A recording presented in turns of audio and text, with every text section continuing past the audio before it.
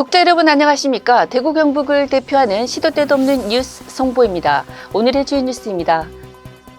대구시가 18일 옛 두류정수장 터가 아닌 다른 유휴부지를 매각해 신청사를 짓기로 했습니다. 대구시는 매각 가능한 공유재산 중 옛 두류정수장 유휴부지, 성서행정타운, 칠곡행정타운, 중소기업 명품관, 동인청사 건물 및 주차장 등 6곳을 검토한 결과 두류정수장 유휴부지는 대구시의회 반대를 고려해 제외하고 나머지 5개 공유재산을 매각해 신청사 건립 재원을 확보하는 방안을 추진키로 했습니다.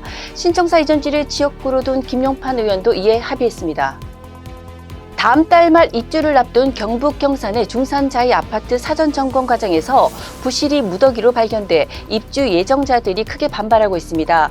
18일 입주준비위원회는 지난 14일부터 16일까지 아파트 사전 점검을 한 결과 외벽 콘크리트 균열부터 전기 배선 누락, 누수 등 무려 3만 7천여 건에 달하는 부실 시공 사례를 발견했다고 주장했습니다. 경산시는 시공사에 사전 점검을 다시 하라는 공문을 보냈습니다. 대한항공이 코로나19 사태로 중단했던 대구 제주공항 노선 운항을 3년 4개월 만에 재개합니다. 18일 국민의힘 윤재욱 원내대표에 따르면 대한항공은 오는 29일부터 매일 2편씩 대구 제주공항 노선을 운항할 예정이라고 밝혔습니다.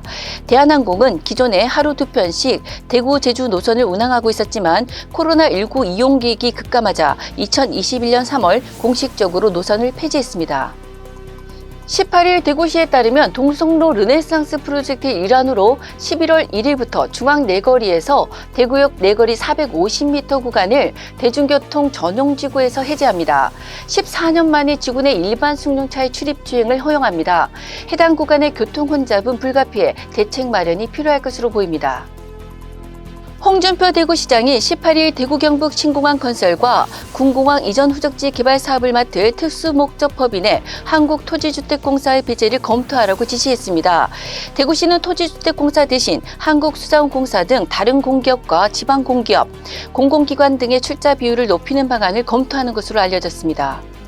윤석열 대통령이 18일 헌법재판소장 후보자에 경북 칠곡 출신 이종석 헌법재판관을 지명했습니다. 이 후보자가 헌재 소장에 취임할 경우 재판관 자녀 임기까지만 소장 역할을 수행하게 될 가능성이 큰 것으로 알려졌습니다. 이 후보자는 경북 칠곡 출신으로 경북고 서울대를 졸업했습니다. 윤 대통령과 서울대 법대 79학번 동기이기도 합니다.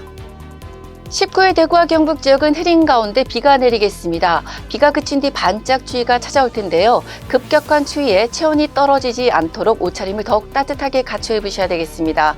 올해 가을 단풍은 10월 중순에 절정을 이룬다고 합니다. 산악사고 예방에 유의하시기 바랍니다. 대기 확산이 원활해 미세먼지 농도는 보통 수준입니다. 지금까지 10월 18일 목요일 영남일보 시도 때도 없는 뉴스였습니다. 다음 시간에 뵙겠습니다.